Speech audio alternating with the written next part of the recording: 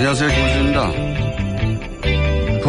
남북미 회담 기간 중 시험 어뢰 발사. 어제자 아시아경제 단독 보도입니다. 북한이 2차 남북회담과 북미 판문점 실무회담 기간에 어뢰 실험 발사를 했는데 비핵화 대화 분위기 속에서 겉과 속이 다른 행보라며 대화 분위기 속에서도 꾸준히 도발 계획을 세우고 있는 것으로 봐야 한다는 정보당국 관계자라는 익명의 누군가 코멘트로 기사를 내고 있습니다.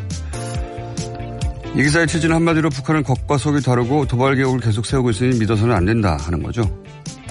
그런데 이런 논리라면 우리도 대화 국면에서 핵무장이 가능한 선제 공격용 무기 스텔스 F-21을 최초로 맥선드 훈련에 참여시키면 안 되는 거였고 우리도 대화 국면에 어떤 종류의 무기 개발도 하면 안 되는 거고 그래서 우리 군은 대화 국면이라 무기 개발을 중단했다. 그런 정보가 기사에 함께 담겨야 하는 거죠. 그런데 우리가 무기 개발 중단했나요? 아니죠. 나아가 이런 논리라면 이런 기사도 자제해야 하는 거죠. 대화 국면이라 북한이 자제해야 한다는 취지의 기사를 쓰면, 그보다 먼저 이런 기사가 자제돼야 한다는 논리도 가능합니다. 70여 년간 대결해왔던 남과 북이 묵은 감정을 일순간에 다 털어낼 수는 없을 겁니다. 그래서 차근차근 노력해 가야 하는 사안인데요. 하지만 지난 70여 년간 해온 대로 반응하는 관성, 그 대결의 관성을 벗어나려고 스스로 적극적으로 노력하지 않고서는 그런 나는 결코 절로 오지 않는다. 김어준 생각이었습니다.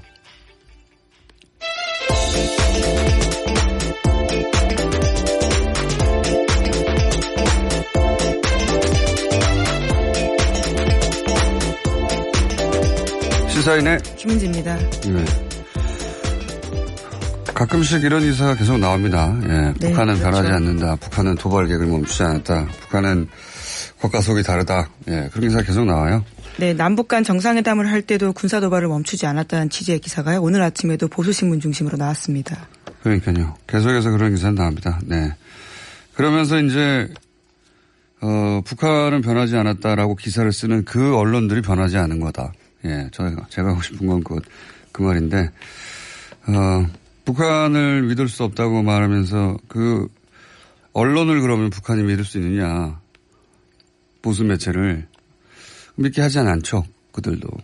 상호 마찬가지입니다. 근데, 지금은 사실은 조심해야 할 때다. 서로 상호 간에. 북한도 마찬가지고 남쪽도 마찬가지라고 봅니다. 네. 왜냐하면 언론도 한반도에 살아가는 구성원의 일부거든요. 한반도 상황에 종속되어 있는 겁니다. 그래서 굉장히 어렵게 찾아온 이 기회를 귀하게 여겨야 되는데 언론만 진공 상태에 홀로 떨어져 있는 게 아니잖아요. 그런 기사 많습니다, 요즘. 오늘 첫 번째 뉴스는 뭔가요? 네, 마이크 폼페이오 미국 국무장관과 김영철 북한 노동당 대남 담당 부위원장이 미국 뉴욕에서 고위급 회담을 가집니다. 북미 정상회담 개최를 위한 최종 입장 조율에 나서게 되는 건데요. 헤더 나워트 국무부 대변인이 정례 브리핑에서 폼페이오 장관이 김 부위원장을 만나기 위해서 미국 시간으로 30에서 31일 1박 2일 일정으로 뉴욕을 방문한다라고 밝혔습니다. 대변인에 따르면요. 폼페이오 장관은 30일 뉴욕으로 떠나면서 31일 어느 시점에 돌아올 것으로 알고 있다라는 건데요. 김 부위원장도 한국 시간으로 오늘 새벽 3시 정도에 뉴욕에 도착했습니다. 곧 폼페이오 장관과 만찬을 가질 예정이라고 합니다. 그렇군요. 제가 오늘 오프닝을 할 때 스스로 상태를 점검해 보니 역시 상태가 안 좋습니다. 목요일이다 보니까요. 수요일 날은 제가 밤늦게까지 방송하는 게 하나 있어가지고. 자, 어제에 이어서 정세현 전 장관의 분석의 기초의 얘기를 하자면 우리 언론들은 계속 이제 새로운 어떤 담판 혹은 새로운 조정, 회의, 협의 이런 식으로 계속 얘기하는데 폼페이오 장관하고 김영철 부위원장이 만나니까 그런 얘기를 계속 하겠죠. 근데 정세현 전 장관 얘기로는 김영철 부위원장이 미국을 간다는 얘기는 사실상의 실무적인 협상은 다 끝났다. 그런 의미다라고 해석을 하셨고요. 실제 김 부위원장이 뉴욕 공항에 내려서 기사를 잘 찾아보니 저는 그게 궁금했거든요. VIP 네. 통로로 나오느냐 아니면은 미국 쪽에서 계류장 안으로 들어오느냐. 네.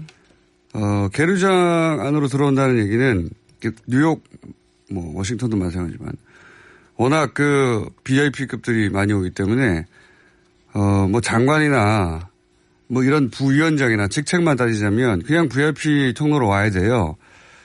그 국가 원수, 대통령 정도 돼야 그 비행기에서 내리자면 계류장에서 따로 데리고 가거든요. 네, 특별히 의전에 신경 쓴다라는 건데요. 네. 그렇게 된다면요. 의전에 신경 쓴다는 얘기는 기본적으로 부위원장을 김정은 특사로 대우하는 것이다. 실무 협상을 하러 왔다. 그럼 특사 아니에요. 예. 근데 이제 그렇게 특사 대접을 했다면, 사실상 그 김정은 위원장의 메시지 들고 와서 폼페이오 장관 만나고, 그리고 워싱턴으로 이동해서 트럼프 대통령 만나는 거 아니겠는가를 추정해 볼 수 있는, 예. 내려서 어떤 대접을 받고 공항을 빠져나갔는가, 해서 유추해 볼 수 있다고 저는 생각하는데, 그래서 VIP 통로로 들어온 게 아니라, 거기서 직접 사람들이 들어와서, 계류장에서 데려갔다. 예. 예, 직접 에스코트 했다라고 하는데요. 예. 이에 대해서는 특별하게 미 국무부가 김 부위원장의 의전에 신경 쓰고 있다라는 식의 해석이 나오고 있습니다. 말씀처럼요. 그러니까요. 예. 그 의전의 형식 자체가, 국가 원수들에게는 하는 거거든요. 예. 그래서 저는 김정은 특사로 온 것 같다. 예. 그리고 그냥 소위 이제 실무적으로 마지막으로 조절하려고 온 사람이라면, 이렇게 안 했을 것이다. 그리고 때 맞춰서 백악관에서도 12일 날 열릴 것으로 예상한다라고. 네, 사실상 공식화한 것으로 보이는데요. 네. 세라 샌더스 대변인이 그와 같이 밝혔습니다. 6월 12일 싱가포르 정상회담 개최를 공식화한 것으로 보이는 워딩인데 실무를 위한 회담 준비를 언급하면서 성김주 필리핀 미국 대사가 이끄는 미국 대표단 판문점에서 북한 당국자들과 만나고 있고 그들의 회담이 계속될 것이라면서 지금까지 회담들은 긍정적으로 진행됐고 우리는 계속해서 앞으로 나아갈 것이다 라고 이야기했습니다. 또 우리는 6월 10일 회담 개최를 위해서 계속 노력해 나갈 것이며 그렇게 할 수 있을 것으로 예상한다 라고 말했습니다. 그동안 계속 하던 말인데 이제는 이제 날짜가 12일이 거의 확실시 되는 것 같습니다. 이런 메시지가 굉장히 구체적이고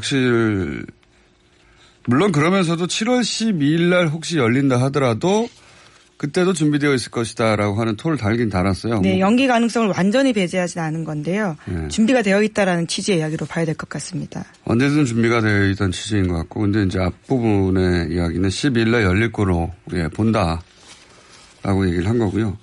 이런 얘기를 이때 왜 하겠습니까? 예.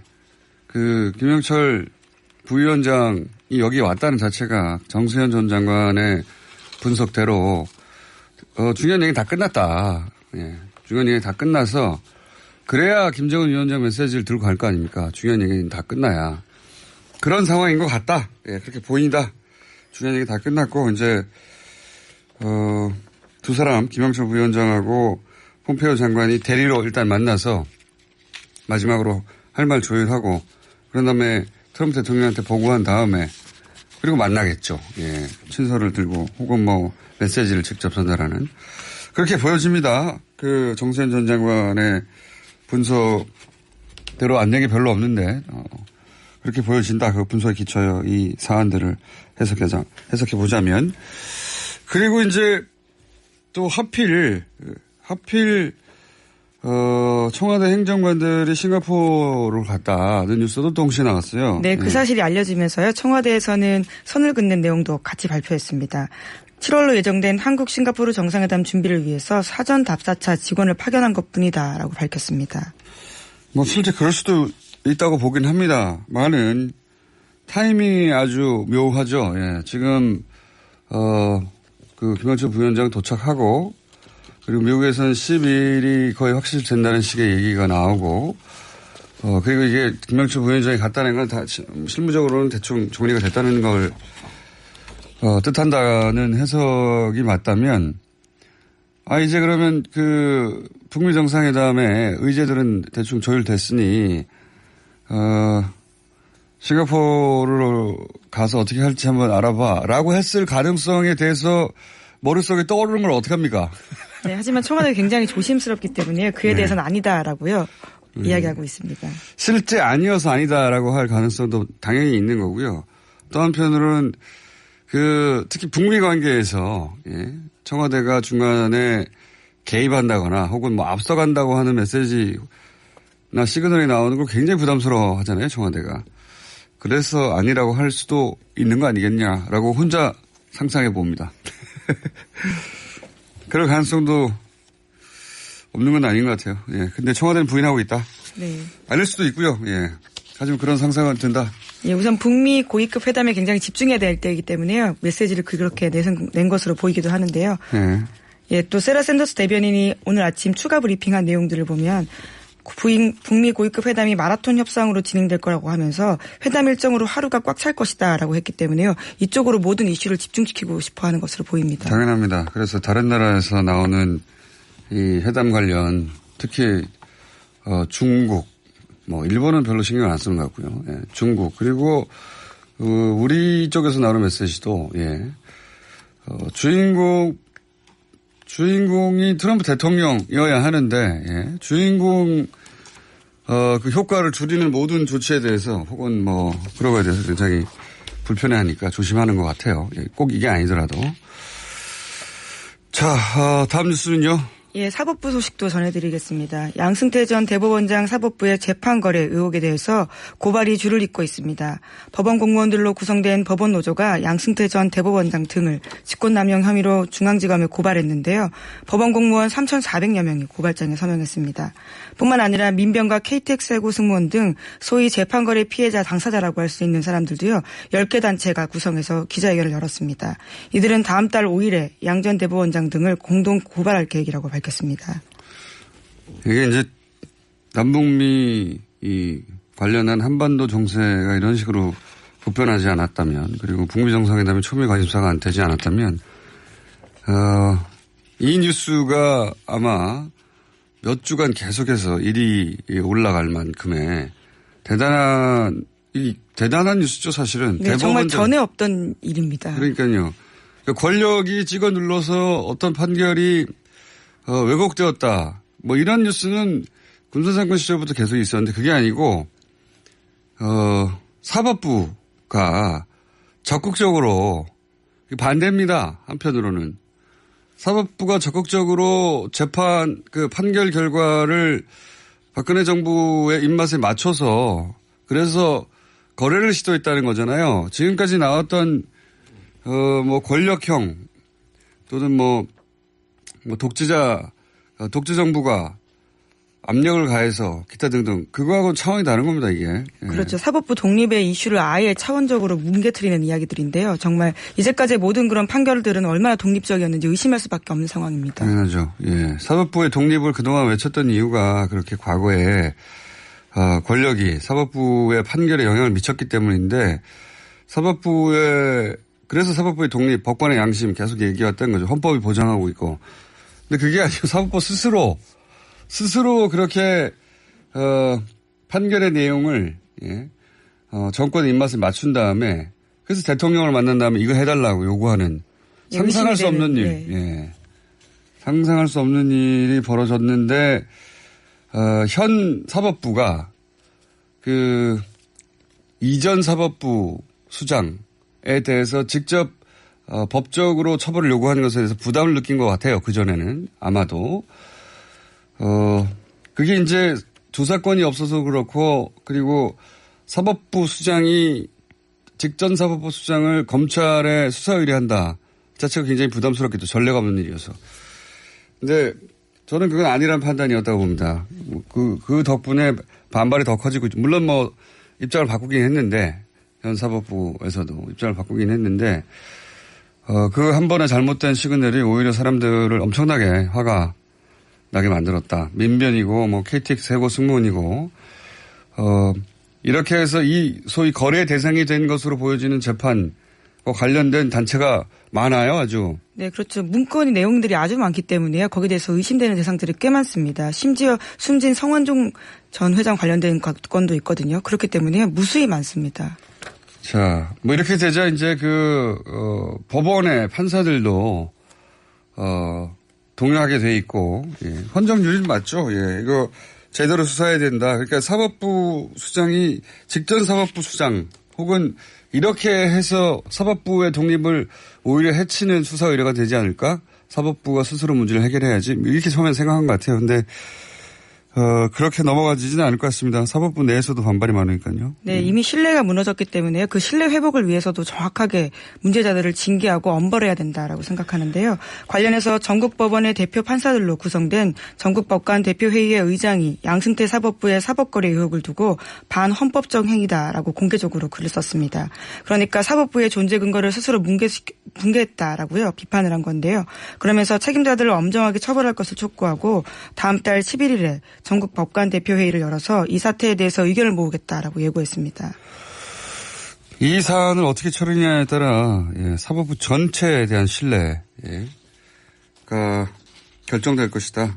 그렇게 보여집니다. 네, 사실 판사들이 먼저 들고 일어나야 될 이슈이기도 합니다.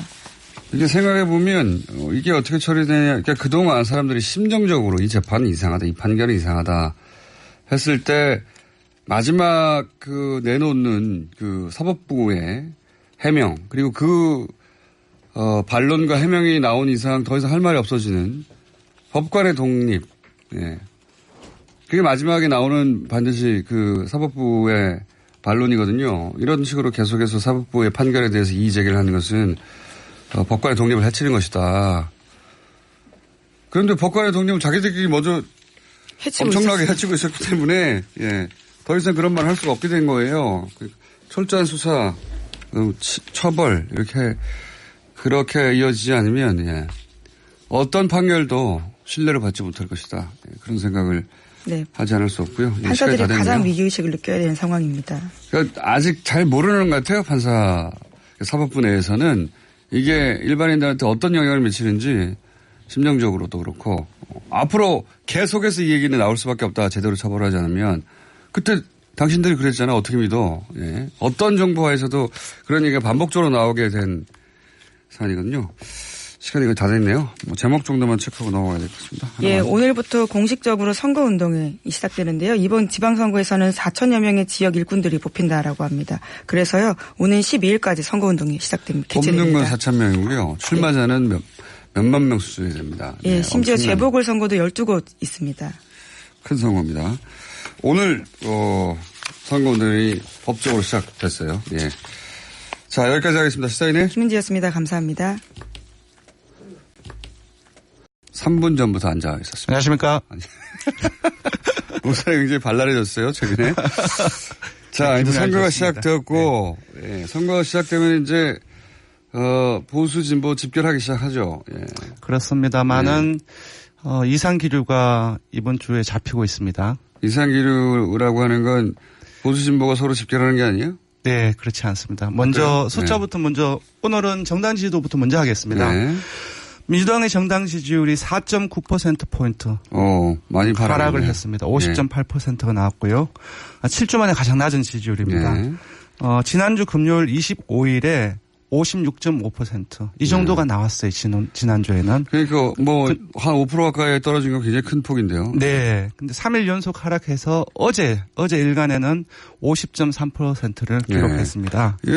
민주당 입장에서는 그동안은 이제 남북 정상회담이라든가 문재인 대통령 효과에 업혀간 측면이 있는데 국회가 주목받는 최근에 몇 가지 사안들이 있었어요. 그 하나를 한번 꼽아보시죠. 체포동의안이 부결됐다든가 그리고 최저임금안 이렇게 이제 이건 여당의 책임, 그러니까 정부의 책임, 문재인 대통령의 책임이 아니라 이건 여당의 책임 아닌가 하고 구분되어서 보여지는 사안들이 있었거든요. 맞습니다. 네. 오늘 그것마저 알려주마에서도 이제 최저임금안 개정안에 대해서 다룰 예정인데 네. 지금 이 후폭풍이 상당합니다. 물론 논란이 있습니다만은 지금 트위터라든지 각종 커뮤니티 심지어 청와대 그 국민청원 게시판에도 거부권을 행사라든지 여러 가지 논란들이 벌어지고 있는데요. 지금 오늘 아침 금방 들어오기 전에 최저임금으로 해서 검색을 해서 트위터를 봤더니 거의 한 2, 3분 간격으로 지금도 계속 올라오고 있습니다. 거의 부정적인 그 트윗이 대부분이었고요. 그래서 제가 봤을 때는 금방 말씀하시는 것처럼 최저임금법 개정안에 민주당이 주도를 했던 부분들이 가장 크지 않나. 근데 그것과 연관되어 있어서 사실 북미 정상회담 관련 때문에 잘 드러나지 않았는데 최근에 금방 말씀하셨던 강원랜드 채용 비리 체포동의안 반대표가 민주당이 20표 정도 이탈했다고 하죠. 이 부분도 상당히 컸습니다. 잊혀졌다가 네. 지금 이제 국회를 다시 주목하게 되는 그렇습니다. 사건들이 터지니까 생각이 나는 거죠. 네. 맞습니다.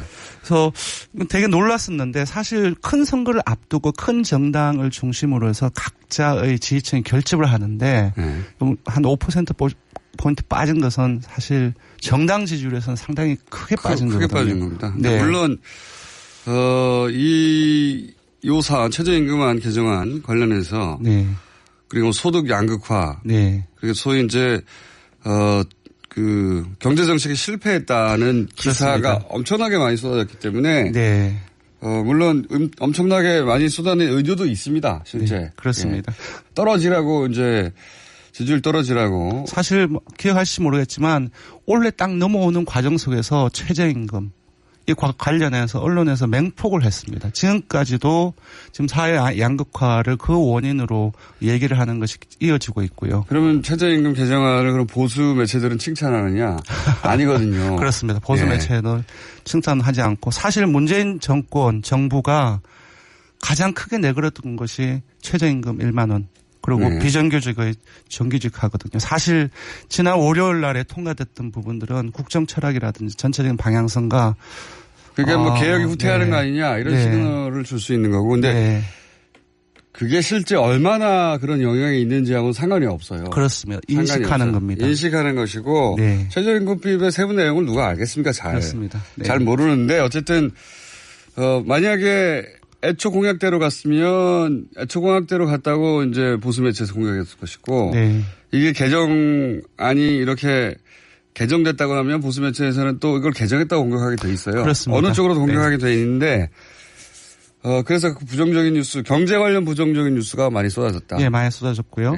이제 자세히 보면은 보수층들 같은 게 민주당을 지지했던 보수층 일부는 이제 무당층을 거쳐서 한국당 쪽으로 간 그 양상이 보이고요. 그리고 20대라든지 진보층과 중도층 같은 경우는 정의당 쪽으로 이탈하는 양상이 지난주에 나타났습니다. 그 원인은 제가 봤을 때는 금방 얘기 나눴던 그 최근 최저임금법 개정안 이 부분이 가장 큰 것 같습니다. 네, 정부 여당이 이제 착각하지 말아야 될 것은 제가 이제 항상 이런 생각이 든 이런 사안이 있을 때마다 보수 진영에서 예를 들어 최저임금 관련해서 엄청나게 부정적인 기사를 쏟아내요. 그러면 그 보수 매체 보수 진영에서 주장하는 대로 일부 수용해서 가주면 그러면 괜찮을 것이냐? 아닙니다. 전혀. 그렇지 않습니다. 그냥 자기 철학대로 가야 돼요. 끝까지.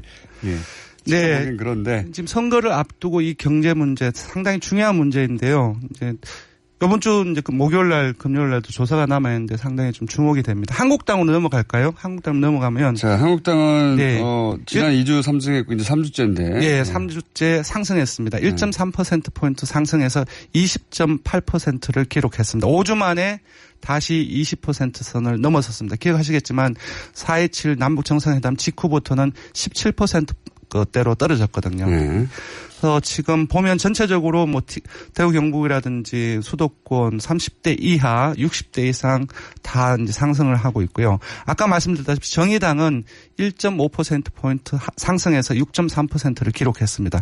역시 민주당을 사실 지지했던 진보 중도 20대 일부가 일부를 흡수하는 양상이었고요. 그래서 다시 바른미래를 밀어내고 3위로 올라섰고요.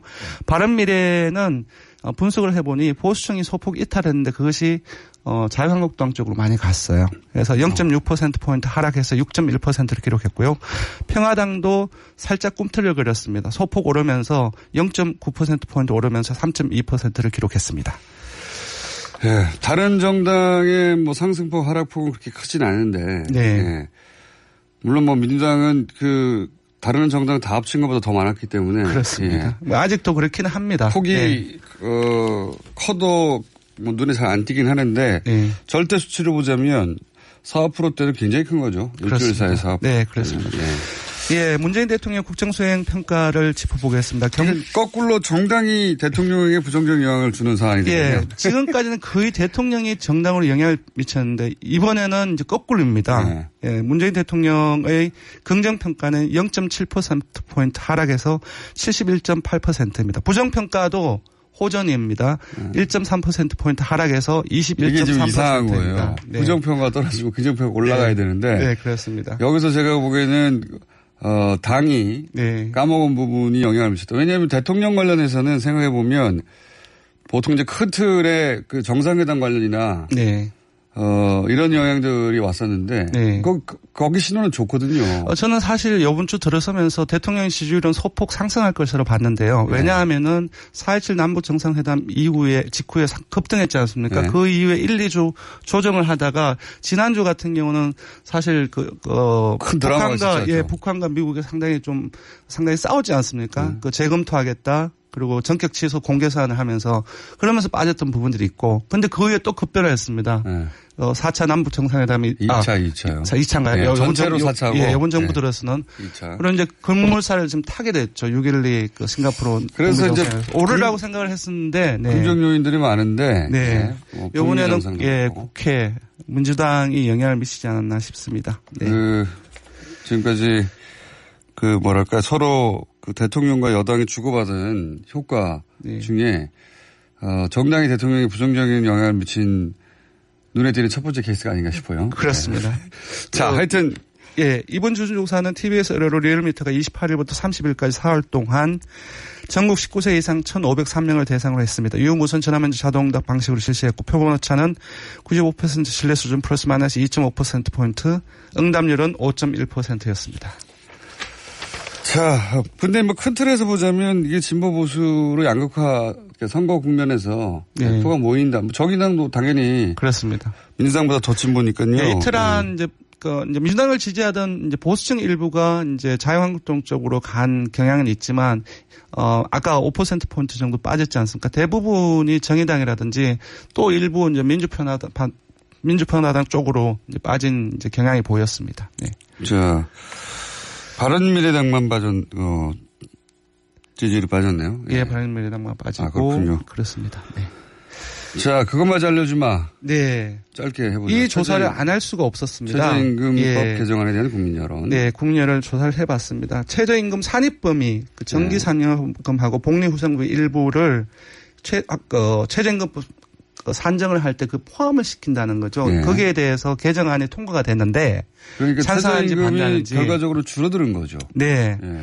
반대한다는 여론이 오차범위 내에서 우세한 양상을 보였습니다. 46.3%가 반대를 했습니다. 찬성은 39.5%였습니다. 한 6몇 % 정도 되니까 오차범위 내이긴 하지만 그러한 반대가 우세한 양상으로 봐야 될 것 같습니다. 여기서 좀 착시가 있는 것이 네. 반대한다는 것이 최저임금법, 그러니까 최저임금이 더 높아야 한다는 건지, 네. 최저임금은 올리지 말아야 한다는 건지, 네. 둘 다의 반대가 다 들어가 있어요. 아니, 질문은 그렇게 명쾌하게 물었습니다. 아, 그래요? 예, 개정된 최저임금, 안에 대해서 어떻게 생각하는지. 아니, 근데 제 말은 네. 그러면 최저임금법 개정안을 정확하게 이해해야. 그렇습니다. 근데 생각보다 네. 잘 모름이 저는 한 20% 넘게 유보층이 나오려고 예상을 했는데 14% 정도밖에 나오지 않았어요. 이거는 근데 최저임금의 산입 범위에 대한 이해가 분명한 다음에 찬반이 나와야 된다고 봐요. 한 번 더 해볼까요? 그러니까요. 되게 중요한 왜냐하면은 네. 최저임금 산입 범위가 무엇을 의미하는지 모른 채 최저임금을 올리는 걸 반대하는 분들도 있거든요. 근데 정의당 지지자들은 상당히 제대로 알고 있는 것 같아요. 정의당 지지자는 80%가 반대를 했습니다. 정의당 지지자들은 이런 사안에 굉장히 민감한 분들이죠. 네. 예. 그리고 민주당 지지층들을 좀 살펴볼 필요가 있는데 민주당 지지층은 찬성이 좀 더 많아요. 물론 반대도 한 40% 가까이 나왔지만 그건 민주당이 했기 때문에 그냥 찬성하는 그렇게 봅니다. 네. 거고요. 예. 그래서 대부분의 이제 모든 연령이라든지 이념 성향, 심지어 보수층에서도 반대가 많이 나왔는데 지금 여기에는 좀 잘 모르고 그러니까 최저임금을 올리는 걸 반대한다는 분들과 그런 부분들 최저임금이 이런 식이면 실질적으로 충분히 오르지 않는 거잖아라고 생각해서 더 올려야 한다고 반대하는 분들도 있어요. 네. 이 반대는 그래서 구분이 좀 필요한데 여러 가지 해석이 있을 수 있겠지만 전체적으로 세부적으로 봤을 때는 이렇게 해야 되는 게 맞다고 봅니다. 어떻게 최저임금을 지금보다 더 올려야 합니까? 올리는 거하고는 좀 다른 문제잖아요. 산정한 거. 물론 다른 문제인데 효과는 올리냐 그렇죠. 충분히 올리냐 아니면 충분히 올리지 못하느냐. 한번 좀 설계를 좀 제가 고민해 볼게요. 네, 그게 나와야. 네. 근데 어느 정도 진짜. 전체적인 물론 이제 그 잘 모르고 응답을 한 분들도 있겠지요. 근데 전체로 봤을 때는 좀 지금 상황에서는 어느 정도 응답이 나오지 않았나 싶습니다. 저희도 최저임금법 개정안에 대해서 이건 좀 칭찬하는 그 매체가 진보 보수 진영 모두 하나도 없는데 네, 그렇습니다. 실체가 뭔지 저희가 한번 소개하는 시간 따로 마련해 보겠습니다. 여기까지 하겠습니다. 시사인의 아니죠. 시사인은 벌써 인사했죠. 리얼미터 권순일 실장이었습니다. 고맙습니다. 네. 고맙습니다.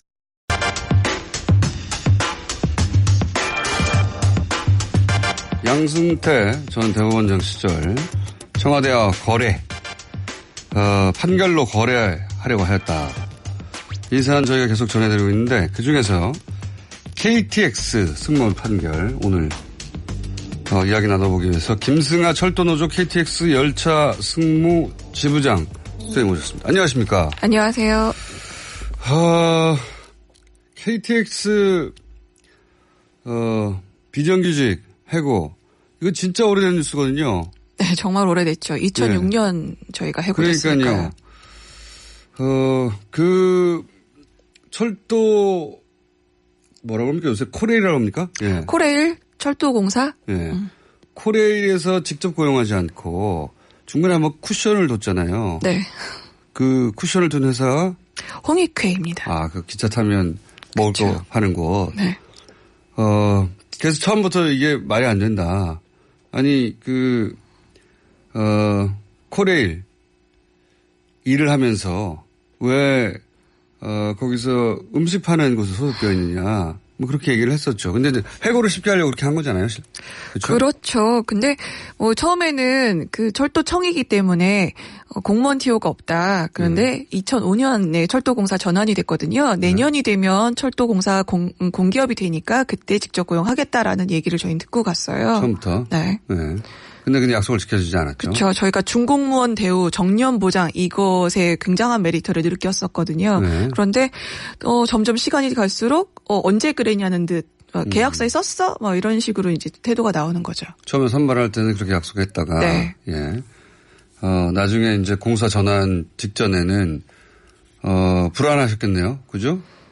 저는 근데 그때 당시에는 철도청이 나라가 정부기관이잖아요. 그렇죠. 네. 나라가 나한테 사기를 칠 거라고는 상상도 못했죠. 사기. 예. 네. 근데 고용 형태가 그랬기 때문에 그 고용 형태를 근거로 해서 그때 대량 해고가 됐죠. 실제 네. 공사 전환하고 나서.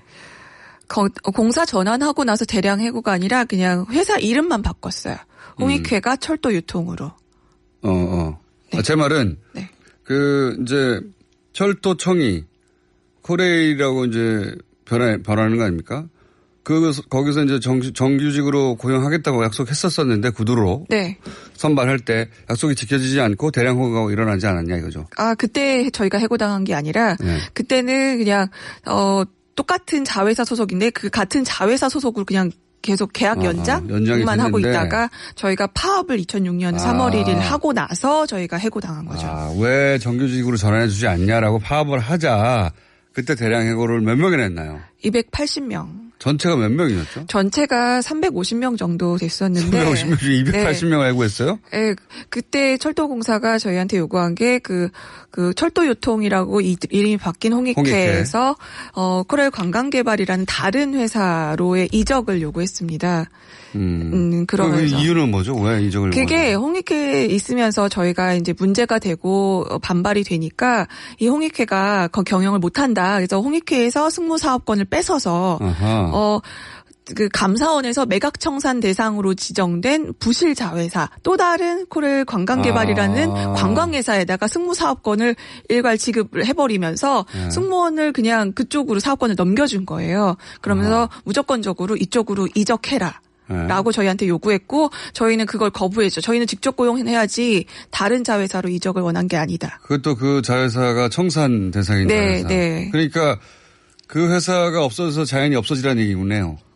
그렇죠. 뭐 계약 해지네, 사업권이 없어졌으니 무조건 그리고 더 이제 이상 할 수 없다. 그 옮기라 하는 회사도 청산 대상이었다고 하니. 그렇죠. 회사가 망했는데 어떡하냐 이렇게. 그렇죠. 자회사 정규직이라는 게 그래서 굉장히 무늬만 정규직인 거죠. 그렇군요. 그래서 이제 그때부터 법적 투쟁에 들어간 거 아닙니까? 그렇죠?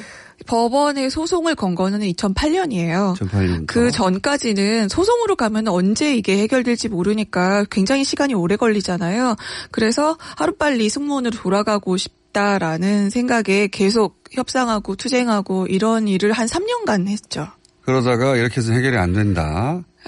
너무 저희도 지치고 많이 힘들어서 법원에 소송으로 가자라고 해서 2008년에 결단을 하고 결과를 2010년, 11년 그리고 15년에 받았죠.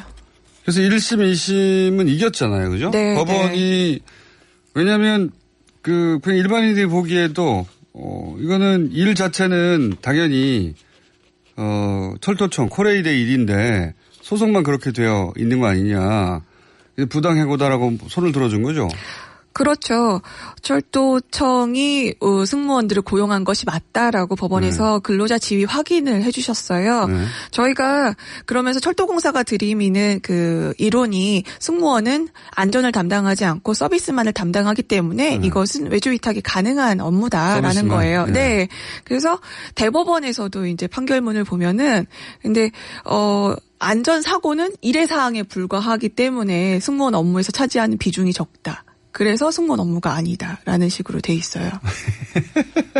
자주 발생한 일이 아니어서. 그렇죠. 안전사고가 매일 발생해야 되는데 아주 뜨문뜨문 일어나니까. 대법원은 그렇게 논리로. 네, 하더라고요. 1심, 2심은 아니 당연히 하는 업무 전체가 철도청에서 애초에 그런 약속을 하고 고용했고 그런 논리겠죠. 고용했고 하는 일도 당연히 철도청의 일이지 홍익회에 물건 파는 일이 아니다. 뭐 상식적으로 생각하면 당연히 그런 거잖아요. 그렇죠. 네.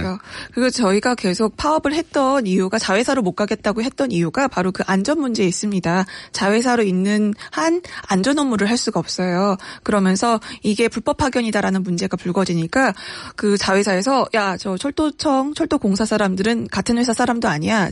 인사도 하지 말고 소통도 하지 마. 이런 식으로 하고 점점 안전 교육이 없어지는 거예요. 너는 안전 담당이 아니니까. 안전과는 무관한 사람이고. 네. 지금도 그래서 사고가 나면 승무원이 담당하는 것이 안내방송입니다. 그 기차를 타는 분들은 다 KTX 승무원들을 한 묶음으로 보지. 이 사람은 서비스만 하고 이 사람은 안전을 따로 담당하고 그렇게 보지 않아요. 그렇죠. 그래서 지금 업무도 구분돼 있지 않고 1,000명 타는 승객이 1,000명이 타는데 그중에 안전 담당은 철도공사 소속 열차팀장 1명뿐이에요. 그래서 나머지는 이게 굉장히 18량인데 그게 거의 400m 가까운 길입니다. 그래서 제가 한번 아무도 없는 그 KTX에서 1호차부터 18호차까지 정말 빠른 걸음으로 최대한 빨리 가봤어요. 한 5분 가까이 걸려요. 그래서 열차 팀장이 닿지 않는 나머지 분들한테는 안전이 셀프인 거죠. 사실 얼마 전에 김부겸 장관께서 난동 부리는 진상 승객을 제압했다라는 게 뉴스에 나왔었잖아요. 그러니까 장관님한테도 안전은 셀프인 거예요. 네.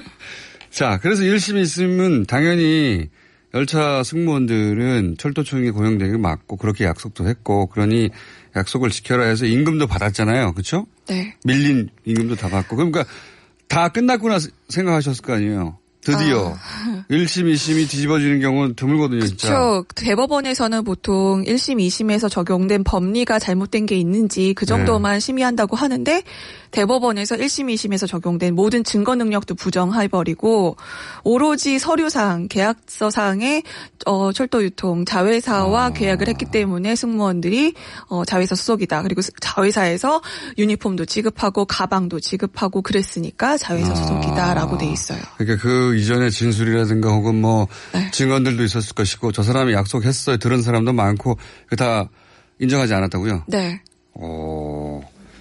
나쁜 사람들이네. 그때 그렇게 뒤집어져서 이거 말도 안 된다는 얘기가 보도가 그때 나오긴 했었어요. 그렇죠. 민변에서 꼽은 최악의 판결로 나왔죠. 이게 말이 되느냐고 법률가들은 얘기를 했으나 근데 KTX 그 비정규직 사안은 너무 오래돼가지고 네. 사람들 머릿속에 아주 점처럼 존재하거든요. 그런 일이 있긴 있었어. 그렇죠. 뭐 근데 KTX는 여전히 잘 다니고 승무원도 안에 있고 네. 그러니까 그분들 잘 뭐 해결돼서 지금 일하는 사람들인가 보다라고 생각하시는 분들 계시고 대법원에서 판결 났으니 뭐 대법원에서 어련히 알아서 잘 판결을 했을까 뭔가 이유가 있었겠지라고 그렇죠. 생각하는 사람들 법률가도 민변에 계신 분들만 이런 말도 안 되는 판결 최악의 판결 그러면서 막 길길이 날뛰었으나 사회적 이슈가 워낙 많다 보니 밀렸죠. 근데 이번에 다시 그 판결이 법리가 아니라 정치적 이유로 그렇게 판결 났다라고 의심되는 문건들이 마구 쏟아져 나온 거 아닙니까? 네. 그래서 김명수 대법원장 비서실장을 만나셨다면서요? 네. 네. 만나서 뭐라고 뭘 요구하셨어요? 이거 진상을 파악해달라? 그렇죠. 앞으로 철저한 수사. 그리고 아직 문건이 전체 공개가 되지 않았습니다. 문건의 공개. 네. 그리고 앞으로 어떻게 해결하실 것인지 해결책을 구체적으로 마련해달라. 그리고. 뭐랍니까? 이게 그분이 대법원장 비서실장님이시잖아요. 네, 그래서 자기가 공식적인 어떤 입장 발표를 할 수 있는 위치는 아니고. 네. 그래서 하나도 빠짐없이 대법원장님께 전달하겠다라는 얘기만 반복하셨습니다. 전달이요? 네. 전달할 사람은 많은데. 어쨌든 비서실장이 할 수 있는 일이 많진 않죠. 어쨌든 그분이 대법원장에 전달하겠다. 요구사항을 그럼 딱 정리해서 사실은 이거 재심해달라고 해야 되는 거 아닌가? 이게 뭐 절차는 저도 모르겠습니다만은 결국은 법원이 낼 수 있는 조치라는 게 뭐가 있나요? 재심 아닌가? 재심을 이제 저희가 요청하는 것보다 스스로 재심을 해라. 저희는 그런 식으로 말씀을 드렸는데 솔직히 아직 잘 모르겠어요. 재심이라는 거 절차가 자체가 굉장히 어렵다고 얘기를 하고요. 어렵습니다. 네. 그리고 언제까지 지금 이미 13년째 싸우고 있는데 또 얼마나 많은 시간을 기다려야 되나라는 생각이 들어서 법적인 이런 제도 말고 지금 당장 저희는 해결해달라. 1심, 2심 판결대로 지금 뭐든지. 그게 근데 법적 절차가 그렇게 존재하지 않으니까. 그렇죠. 아니 근데 이런 사법농단 사태가 전례가 없었던 사건이잖아요. 네. 이것 또한. 아니 그 심정은 이해가는데 네. 저도 그 말이 맞다고는 보는데 사법부가 할 수 있는 게 뭐가 있을까 싶긴 해요. 사법부가 할 수 있는 건 재심하거나 수사 의뢰하거나 그거밖에 없다고 저는 보는데 절차적으로 보자면 권한 내에 있는 건 그거는 그쪽 사정이고요. 그건 그쪽 사정이고 이거는 13년의 세월을 쌓아온 분들의 이야기이기도 하고, 이 밀린 받았던 임금을 다 토해내야 했죠. 그분들이 네, 또. 네. 그 과정에서 한 분이 또 자살하기도 하고,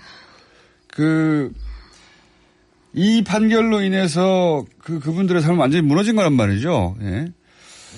근데 재심 자체는 굉장히 어렵단 말이죠. 근데 본인들 스스로 사법부의 이 무너진 신뢰를 어떻게 회복할지 저는 정말 궁금합니다. 사법부 스스로는 신뢰 회복하지 못할 것 같아요. 그럼 외부에서 회복시켜줘야 되나요? 검찰 수사가 있어야 될 것 같고. 근데 검찰 수사로 해서 거기 뭐 책임 있는 자들을 처벌하는 것이 바로 KTX 문제를 해결하는 길은 아니잖아요. 그거는 그렇습니다. 예. 그래서 저는 이 문제가 사법부뿐만 아니라 이 문제를 처음 발생시켰던 철도공사, 취업 사기로 시작한 철도공사 그리고 취업 사기죠. 네, 그리고 정부에게도 분명한 책임이 있다고 보고요. 그렇죠. 현 정부가 저지른 일이 아니라고 해서 책임을 벗어난 건 이전에 아니니까. 저지른 거니까 나랑 상관없어라고 할 수는 없는 거잖아요. 오늘 여기까지 들게요. 예, 김승아